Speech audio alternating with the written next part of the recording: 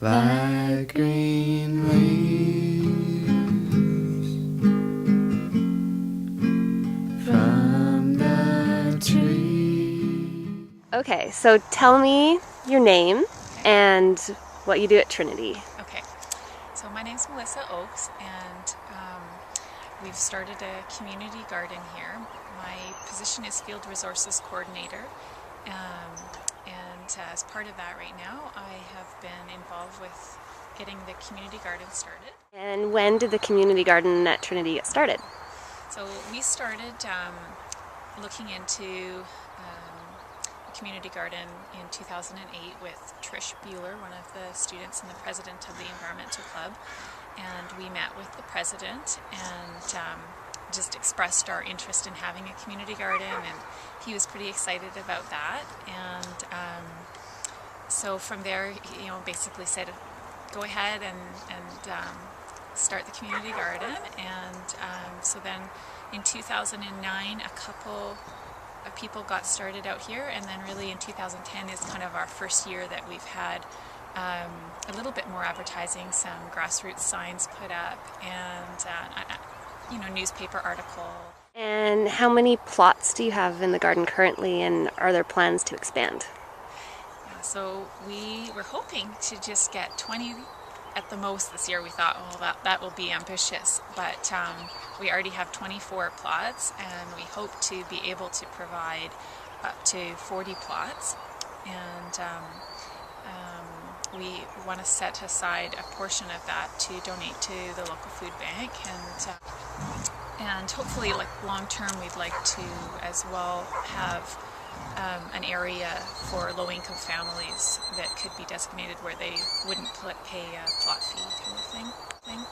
And what's the current plot fee for people who are interested? The current plot fee is $50, and that's for the year.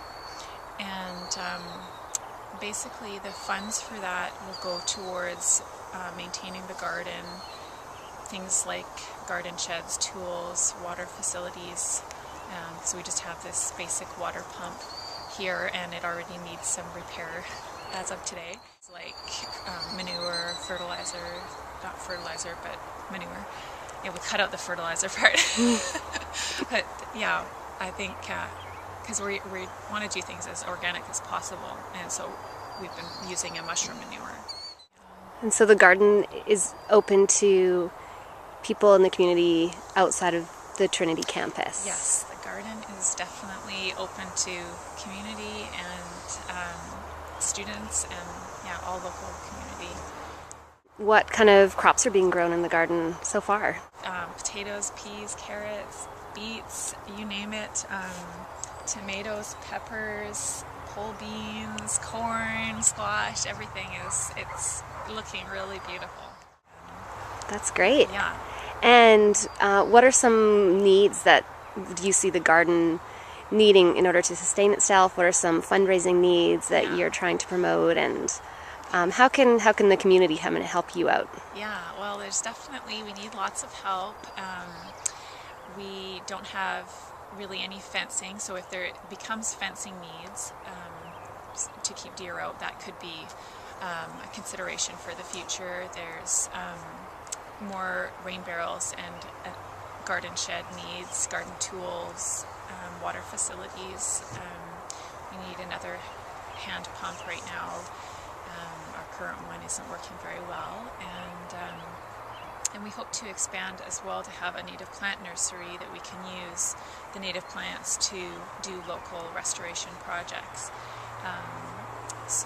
And then one of the biggest needs is to have a garden coordinator long-term position that can be overseeing all of these needs for the garden. And right now I am currently applying for grants, and so I have a couple that we're waiting on and really hoping for, but we definitely need support in many areas, but definitely a key one would be for a garden manager position. Great. Well, that's really exciting, and we'll look forward to watching the garden grow and develop. Yeah. Thanks for your time, Melissa. Thank you. Get really in there and get the root like that. Put you to work. Did he know he was going to get some gardening experience today?